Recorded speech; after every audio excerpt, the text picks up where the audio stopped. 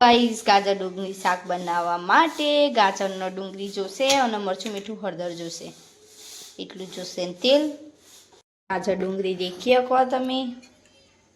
આ તો સમારી દીધી એટલે કાંક ગાજર ડુંગળી બે સુધારતા વાર લાગે એટલે વિડીયો નહીં લીધી, ખાલી ડાયરેક્ટ બતાવી દીધી. અને વોશ થાય છે, ચોખ્ખી કરીએ છીએ આપણે પાણી મેળી. દેખીએ શકો પાણી. તો ગાઈસ સૌ પ્રથમ તેલ લઈ લીધું છે આપણે ડોકલી, અને હવે ગેસ સ્ટાર્ટ કરીશું. તેલ આવવાની રાહ જોઈશું. ગાઈસ આપણી રઈ આવી ગઈ છે. તો પહેલા તો આપણે રઈ નાખી દઈએ. મસાલો છે હાથમાં. આ તો મારી મમ્મી બી શૂટિંગમાં આવી જશે, પણ ફેસ બતાવતા નહીં. 50 સબસ્ક્રાઈબર થઈ જશે ને પછી અમારું ફેસ તમને દેખવા મળશે. એટલે રઈ ફૂટવા દેવાની તો ટેસ્ટ મસ્ત આવશે.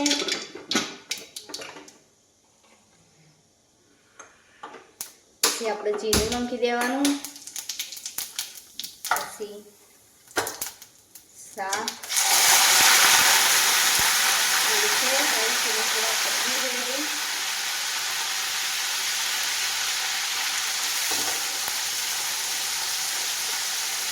પછી થોડો મસાલો કરી દેવાનો. હળદર, મરચું, ધાણા જીરું,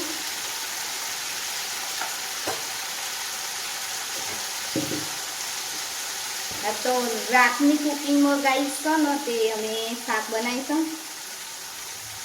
મીઠું, ગાજર ડુંગળીનું દેખો ગાઈસ. પછી બધું શાક અંદરનું દેખો ગાઈસ. તમે હવે ને તે બધું શાક એડ કરી દીધું છે, ગાજર ડુંગળી. અને પછી આપણે નાખીશું ધાણા જીરું, મરચું, હળદર,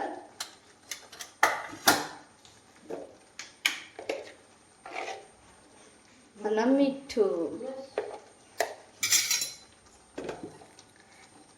અને પછી મિક્સ કરી દેવાનું બધું. આ તો ગાઈસ ઓ હોઈ જશે ડુંગળી, કાંક નેની થઈ જશે. અને સેજ પાણી વેડવાનું. દેખો ગાઈસ મિક્સ થવા માંડી છે ફટોફટ. મિક્સ દેખીએ કો આપણે મિક્સ કરી દીધું છે. અને તરત પાણી ના વેડતા, કારણ કે ડુંગળી પાણી છોડશે. અને શાક તો તો આટલું જ પાણી એડ કરવાનું. તમે દેખી શકો આટલું ગ્લાસ છે એમાં આટલું પાણી એડ કરવાનું છે આપણે. તમે દેખી શકો. અને ગાજર અને ડુંગળી સેજ ચડન પછી પાણી વેડવાનું છે ગાઈસ. અને મસ્ત રીતે તમે વધારેમાં વધારે શેર કરો અમારી રેસીપી બધાને, તમારા ફ્રેન્ડ ફેમિલીમાં. અને વધારેમાં વધારે સપોર્ટ કરો.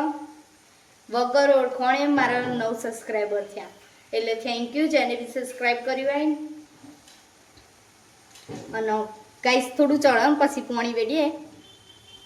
દેખી શકો ગાઈસ થોડું ને તે ડુંગળી ચરમા મંડી છે એટલે ગળવા મંડી છે.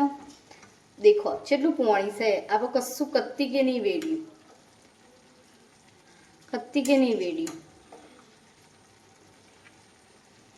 તો બી કેટલું પાણી.